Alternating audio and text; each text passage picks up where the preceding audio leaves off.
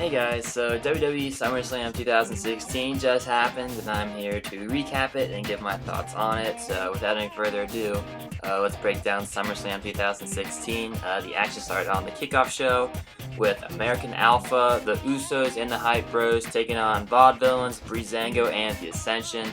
It was a 6-on-6, 12-man, 6 tag team match, I guess.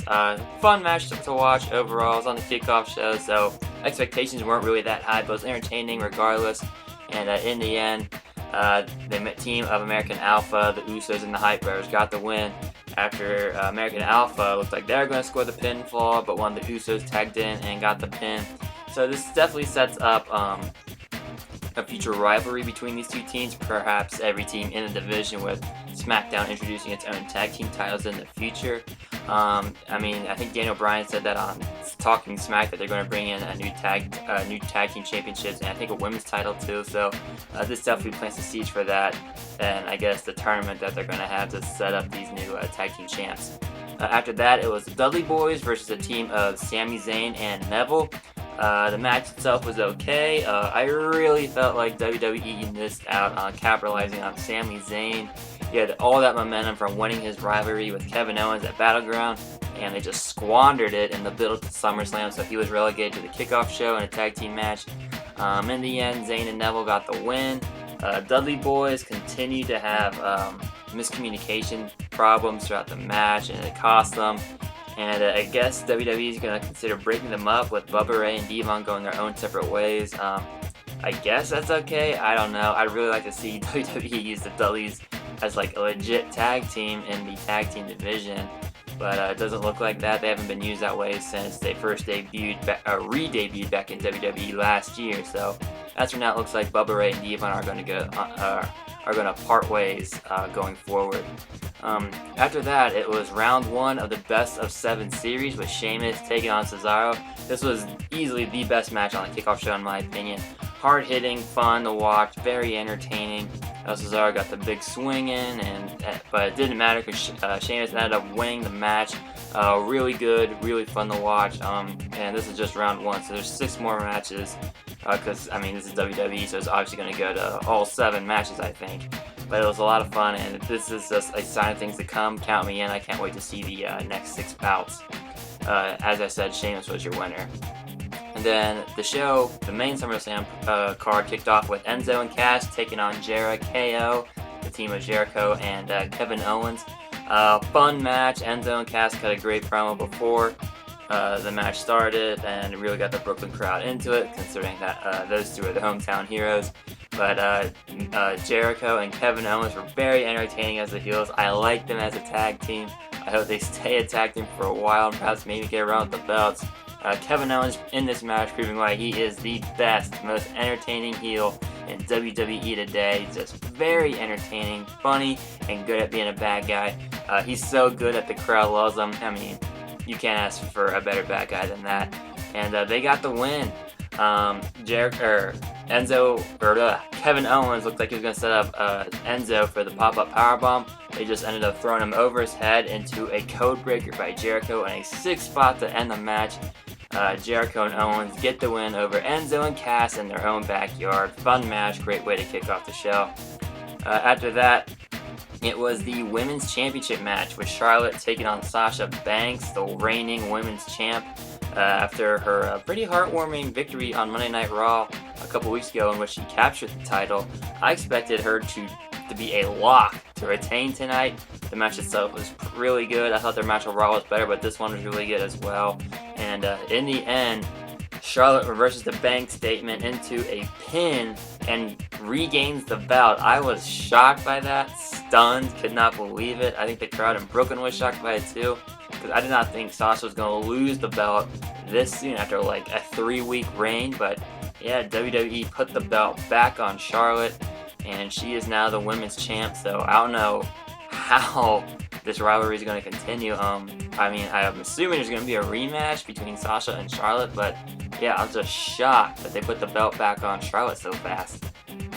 So yeah, Charlotte, your new women's champ after Sasha Banks' reign ends after 3 weeks. Following that, it was the Intercontinental Championship match. The Miz taking on Apollo Crews. Okay match, solid action throughout. The Miz ends up winning, and I guess they're going to continue this rivalry. I mean, I don't see why not. I think it's a good way to get to build up Crews as a legit contender, because throughout the build-up, I really didn't think Crews was a legitimate contender for the Intercontinental Championship. I guess it was just kind of get his feet wet, maybe see how the crowd was reacting to him. But I thought, he did a good job in there with The Miz. I think The Miz is a perfect opponent for Crews to play off and build up, and then hopefully put the Intercontinental Championship on him eventually. But as I said, The Miz won over Apollo Crews. Following that, match of the night, AJ Styles versus John Cena. They tore the house down. They blew the roof off the place. They had the crowd on the edge of their seats. Any more sayings about great matches I could throw out there? This is it. Match of the Year candidate. They went all out. It was unbelievable. I was on the edge of my seat. I had no idea who was going to win this coming into it. Usually Cena ends up winning the feuds. But yeah, AJ Styles got the win. I think it was after a Styles Clash in the Phenomenal Four-Arm, but they just delivered. It was the best match of the night by far, and it wore the crowd out. By the end of it, you could tell they were exhausted, because they were just, before the match, you had like, let's go Cena, let's go Styles chants. They were into it, they were going wild, they were going crazy. The match itself was long, but it was incredible, it didn't feel long. But yeah, AJ Styles gets the win over John Cena, wins the feud, and my guess he's going to move on to the WWE Championship picture now that I think his rivalry with John Cena is over. And after the match, it looks like Cena's going to be taking some time off from WWE. He took off his armband that said never give up. I think he gave it a kiss, put it in the ring, and just walked off while the crowd applauded. Because, they were booing him when he came in, but the match that they had and the effort that Styles and Cena put into it was incredible. So it was like I guess it was just a nice little send-off for him. I guess that he takes some time off. But yeah, as I said, this match wore the crowd out.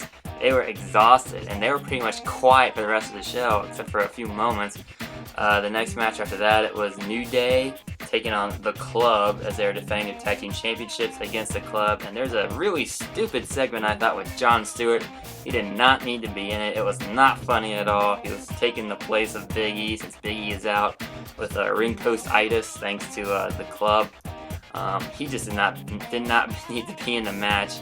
But before the match, I think it was even before Cena vs. Styles, Gallows and Anderson were backstage, and then AJ Styles came up. They had a very entertaining segment, and then Finn Balor comes out, and they were doing Styles, Gallows and Anderson were trying to get him to do the two sweet. He just smiled and left. So that was really cool. See that little kind of mini Bullet Club reunion for like a couple of seconds. Hopefully WWE may be building up toward that in the future, but that was a really cool segment. But the match, New Day versus The Club, New Day and The Club pretty much ended in a no contest. Big E made a surprise return, which got a nice pop. He came out, cleaned house, drank the fluid that his limb was in, and yeah, funny segment. But the match itself was, it was okay. The crowd was really quiet throughout, coming off that Cena vs. Styles match, and yeah, so this feud, I believe, is far from over. We didn't get a clear winner here, and it looks like New Day versus The Club is going to continue in some way, shape, or form. After that, it was Dolph Ziggler versus Dean Ambrose for the WWE Championship. The build-up for this match had been great, storytelling-wise, promos, it was awesome, but the match itself was just okay. I was expecting a lot more. And the crowd was just still dead silent from that match with Cena and Styles. They were just wiped out. I don't get why they had Cena vs. Styles so early, because it just ruined the crowd for the rest of the night. But in the end, Dean Ambrose gets the win after countering a move Ziggler was trying to do to him on the top rope into a Dirty Deeds. Gets the pin, 1, 2, 3, still your WWE Champion. And I think him and Styles are going to merge into a rivalry in the next following weeks for the WWE title. I'd like to see that happen, and I think it'd be a really fun program to watch. So my boy Dean Ambrose from Cincinnati, still WWE World Heavyweight Champion. Following that, it was a 3-on-3 women's tag team match. The team of Naomi, Carmella, and Becky Lynch taking on Natalya, Alexa Bliss, and Nikki Bella, who was making her return and also taking the place of the recently suspended Eva Marie, but they said Eva Marie was on vacation in like the British Isles or something. I don't know. The match itself was okay. Basic six-person tag team match, and the crowd silent. Still wiped out from that Cena vs. Styles match. And in the end, Natalya, Alexa Bliss, and Nikki Bella got the win. I guess it's just another way to showcase the women's division on a big pay-per-view match, and set up for the future women's championship title picture on SmackDown. Following that, it was Seth Rollins versus Finn Balor for the Universal Championship. Another good match. I was expecting a whole lot more from this match too. Could have been a whole lot better in my opinion, but still solid regardless. The belt for the new Universal Championship, it's just a red version of the WWE World Heavyweight Championship. What they did was change the color, and kind of underwhelming. It looks exactly like the WWE World Heavyweight title, except just red. And I still think the Universal title is such a stupid name, but that's for another video, maybe a different post. But okay match. Finn Balor gets the win over Seth Rollins, which I thought, was kind of obvious. They had built Balor up since his debut on the main roster, so it only made sense for him to win. So he is the first ever WWE Universal Champion, the champion of Raw basically, and it looks like his rivalry with Seth Rollins will continue. After that, it was supposed to be Roman Reigns versus Rusev for the United States Championship. That match did not happen. Before Reigns even got in the ring, Rusev started beating him up, and then Reigns started beating Rusev up. So the match never happened, as Rusev was deemed not able to compete. It was just kind of your basic brawl, nothing too special. So the match never took place, so you can't really say anything other than that the storyline's going to continue. But yeah, Roman Reigns versus Rusev for the U.S. title, no contest. After that, Brock Lesnar versus Randy Orton in a match that was 15 years in the making. I was expecting a lot more from this too. It basically just started out with Lesnar kind of manhandling Orton, then Orton got in a few segments of offense before Lesnar started wailing on Orton in the middle of the ring.